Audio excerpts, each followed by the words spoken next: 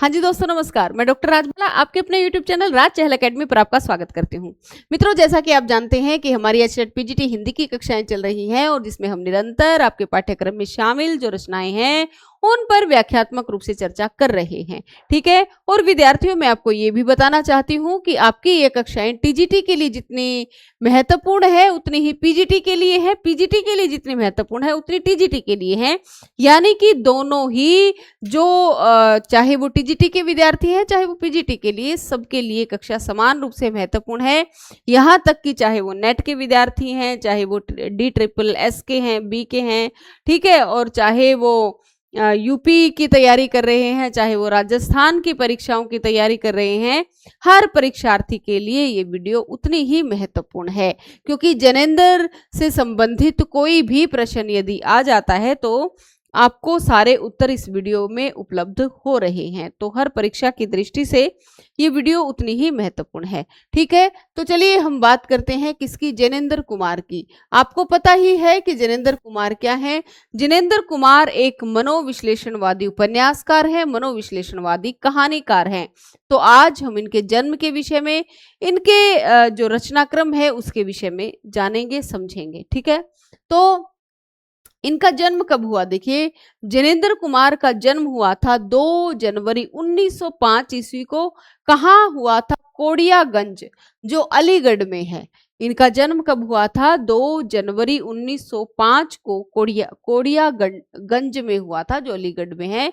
निधन कब हुआ था? निधन हुआ था 1988 में।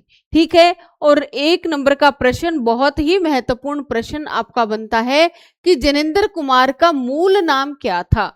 जनेंद्र कुमार का मूल नाम क्या था? जनेंद्र कुमार का मूल नाम आनंदीलाल था। इस बात को आप विशेष रूप से ध्यान में रखेंगे। कई बार ये प्रश्न परीक्षाओं में पूछ लिया गया है। ठीक है, तो कभी भी पूछा जा सकता है। हिंदी में बाल मनोविज्ञान एवं कहानी में मनोविज्ञान के जनक कौन माने जाते हैं? जनेंद्र माने जाते हैं। हिंदी में बाल मनोविज्ञान और कहानी में मनोविज्ञान के जनक जो है वो जनेंद्र माने जाते हैं। प्रथम कहानी कौन सी है इनकी? प्रथम कहानी है इनकी खेल, जो 1928 ईस्वी में प्रकाशित हुई थी। और कौन सी पत्रिका में प्रकाशित हुई थी? विशाल भारत पत्रिका में प्रकाशित हुई थी। तो इनकी प्रथम कहानी खेल जो है वो 1928 ईस्वी में विशाल भारत पत्रिका में प्रकाशित हुई थी। देखिए, डॉक्टर नगेंद्र इनके बारे में क्या लिखते हैं। डॉक्टर नगेंद्र लिखते हैं कि प्रेमचंद के बाद हिंदी कहानी को नवीन आयाम देने वालों में जनेंद्र प्रमुख है। इन्होंने प्रेमचंद के निकट संपर्क में रहने पर भी उनका अनुसरण नहीं किया। देखिए, डॉक्टर नगेंद्र क्या कहते हैं। डॉक्टर नगेंद्र कहते हैं कि हिंदी कहानी को नवीन आयाम देने वाले जो कथाकार हैं वो कौन है? जनेंद्र है। वैसे तो जो जनेंद्र है वो प्रेमचंद युग के हैं। प्रेमचंद युग के होते हुए भी, प्रेमचंद के निकट संपर्क में रहते हुए भी, इन्होंने जो प्रेमचंद की जो लेखन शैली थी उसका अनुसरण नहीं किया, बल्कि अपने लिए एक नया जो है वो आयाम इन्होंने तलाश किया। किसने? जनेंद्र ने। नई दिशा की खोज की। इन्होंने कहानी को घटना स्तर से उठाकर चरित्र एवं मनोवैज्ञानिक सत्य पर लाने का प्रयास किया। यानी कि जो कहानियां, मतलब जो जैसे कि मुंशी प्रेमचंद से पहले जो कहानी विधा थी वो कैसी थी? वो तिलिस्मी और अयारी दुनिया से संबंधित कहानी थी। ठीक है, उसमें वास्तविकता से उसका कोई संबंध नहीं था।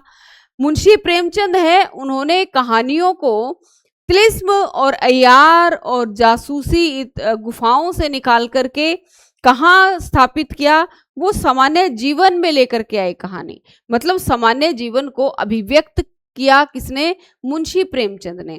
ठीक है, फिर मुंशी प्रेमचंद की कहानियों के अंदर जो घटनाएं मिलती है, यानी जो घटनाक्रम मिलता है, घटनाक्रम के माध्यम से कहानी आगे बढ़ रही है। एक घटना जो है वो फिर दूसरी घटना को अंजाम दे रही है, इस तरह से कहानी जो है वो चल रही है। लेकिन जो डॉक्टर नगेंद्र हैं, उन्होंने कहानियों को घटना के स्तर से ऊपर उठा करके कहाँ स्थापित कर दिया? मनोवैज्ञानिक सत्य पर स्थापित कर दिया कि मनुष्य की मन की जो पीड़ाएं हैं उनको अंकित करने का काम किसने किया? ज्ञानेंद्र ने किया, कि मनुष्य की जो मानसिक कुंठा है, पीड़ा है, संत्रास है, वो सारा जो है वो ज्ञानेंद्र की कहानियों में अभिव्यक्त होता है। उनकी कहानियों का मुख्य विषय नारी है, ये भी बड़ी ही महत्वपूर्ण बात है। इनकी कहानियों का मुख्य विषय क्या है? इनकी कहानियों का मुख्य विषय जो है वो नारी है। जिनेंद्र की कहानियों का मुख्य विषय नारी है। ठीक है, कहानी को घटना स्तर से ऊपर उठाकर चरित्र एवं मनोवैज्ञानिक सत्य पर लेकर आए, और कहानियों का मुख्य विषय क्या है? नारी है। नारी की घुटन, उसकी पीड़ा, वो किस प्रकार से जो है वो विभिन्न प्रकार की विपदाएं भोग रही है और कैसी उसकी मानसिक उस समय स्थिति होती है, वो सारी चीजें जो है वो अपनी कहानियों में लेकर के आए हैं। ऐसी नारी नई नहीं है, ऐसी नारी जो घर ही नहीं, पतिव्रत्य की चार दीवारी से भी, पतिव्रत्य की चार दीवारी से भी बाहर निकलकर मुक्ति की का सांस लेना चाहती है। मतलब कि इसके अंदर जो डॉक्टर नगेंद्र है, उनकी कहानियों में, उनके उपन्यासों में, चाहे वो सुनीता है, चाहे वो कल्याणी है, चाहे वो मृणाल है, वो हम देखते हैं कि किस प्रकार जो है वो केवल घर में बंद नहीं रहना चाहती, वो घर से बाहर निकल करके अपना एक वर्चस्व स्थापित करना चाहती है।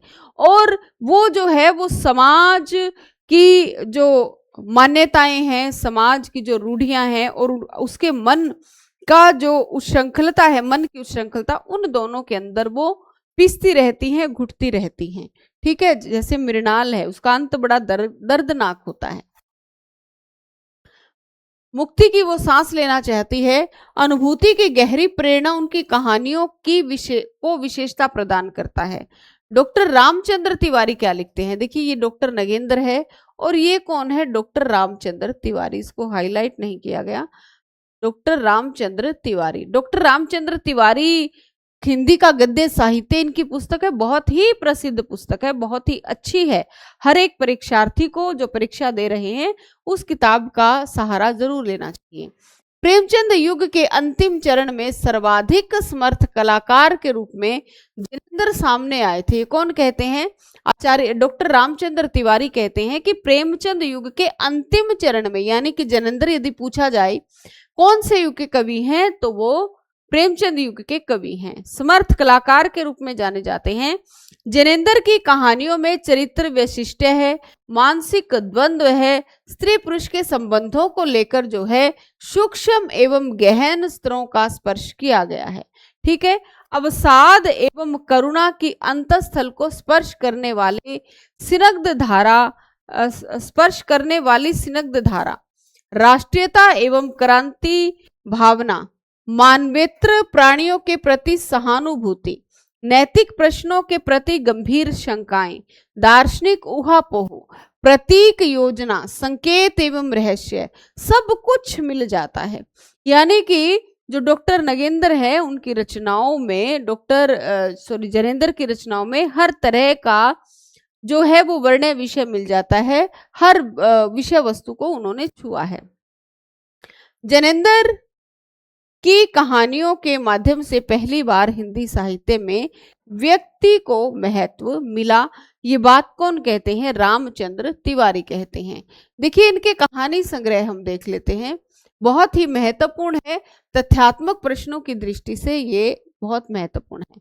ठीक है, फांसी इनका पहला जो है वो कहानी संग्रह का प्रकाशित हुआ था 1929 ईस्वी में, वातायन 1930 में, नीलम देश की राजकन्या 1933 में, एक रात 1934, दो चिड़िया 1935, पाजेब 1942, ध्रुव यात्रा 1944 और जय संधि 1949।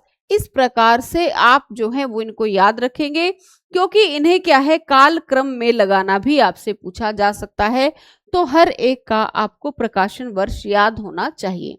ठीक है, ज्ञानेंद्र कुमार हिंदी साहित्य के विशिष्ट कलाकार हैं, मनोविश्लेषणवादी उपन्यासकार हैं।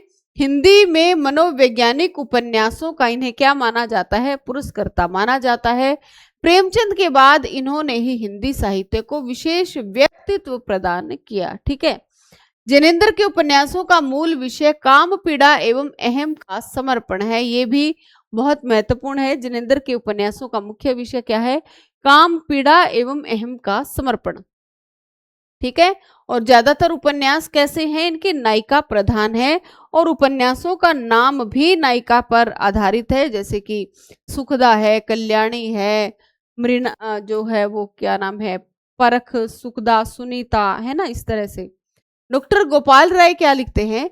व्यक्ति के आंतरिक जीवन, मानसिक द्वंद्व, मूल्य विषयक संघर्ष आदि को अधिक गहराई और सृजनात्मकता के साथ उपन्यास का विषय बनाने का श्रेय किसको है? जिनेंद्र कुमार को है।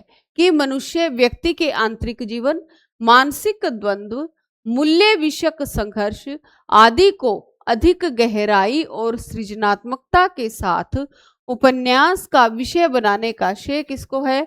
जिनेंद्र कुमार को है। जिनेंद्र कुमार की विशेषता है कि इन्होंने व्यापक सामाजिक जीवन को अपने उपन्यासों का विषय नहीं बनाया, बल्कि व्यक्ति मानस की जो शंकाएं हैं, जो उलझने हैं, जो बुद्धि है, उसका चित्रण किया है। देखिए, जो प्रेमचंद है, उन्होंने क्या अपने उपन्यासों का या कहानियों का विषय बनाया था? व्यापक सामाजिक जीवन जो है वो कहाँ दिखाई देता है? वो प्रेमचंद के उपन्यासों और कहानियों में दिखाई पड़ता है। लेकिन जो डॉक्टर नगेंद्र है, उन्होंने व्यापक सामाजिक जीवन को अपनी रचनाओं का विषय नहीं बनाया, बल्कि आदमी के मन की जो ग्रंथि है, उसकी जो कुंठाएं हैं, उसकी जो आंतरिक पीड़ाएं हैं, उसको उन्होंने जो है वो अपने उपन्यासों का विषय बनाया है। ठीक है। इनके उपन्यास शहर की गली और कोठरी की सभ्यता में ही सिमटकर व्यक्ति पात्रों की मानसिक गहराइयों में प्रवेश करने की कोशिश करते हैं। यानी कि केवल गली के अंदर या फिर कोठरी में ही इनके उपन्यास सिमट जाते हैं। बहुत अधिक विस्तृत फलक जो है इनके उपन्यासों का नहीं है। अब इनके कुछ महत्वपूर्ण उपन्यास हैं, उनको देख लेते हैं। परख जो है वो इनका पहला उपन्यास है, जो प्रकाशित हुआ था 1929 ईस्वी में। विवाह एवं प्रेम की समस्या का इसमें चित्रण है। किसमें? परख में। ठीक है। प्रमुख पात्र है सत्यधन, कट्टो, बिहारी या फिर गरिमा। ठीक है, बिहारी और गरिमा। इस उपन्यास का केंद्रीय विषय है प्रेम के एक विशेष आदर्श का चित्रण है।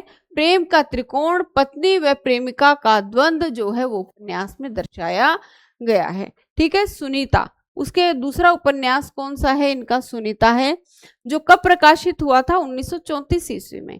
ठीक है। इसमें दाम्पत्य प्रेम तथा दाम्पत्य से बाहर के प्रेम के मध्य तनाव का चित्रण हुआ है। उपन्यास में जिनेंद्र जो है वो दाम्पत्य से बाहर प्रेम करने के स्त्री अधिकार की वकालत करते हैं। देखिए, दाम्पत्य से बाहर प्रेम करने की भी वकालत कर रहे हैं। कौन? ये जो जिनेंद्र कुमार है। ठीक है। त्यागपत्र देखिए इनका। त्यागपत्र यह जिनेंद्र का सबसे प्रसिद्ध उपन्यास है। उपन्यास में मृणाल के माध्यम से स्त्री की आत्म पीड़क एवं विद्रोही व्यक्तित्व का चित्रण हुआ है। कल्याणी 1939 ईस्वी में प्रकाशन हुआ था, कल्याणी का 1939 ईस्वी में। और इसमें क्या है? इसमें विवाह के उपरांत आने वाली समस्याओं का चित्रण हुआ है। सुखदा 1952 ईस्वी में। इस उपन्यास में क्रांतिकारी जीवन को कथा का आधार बनाया गया है।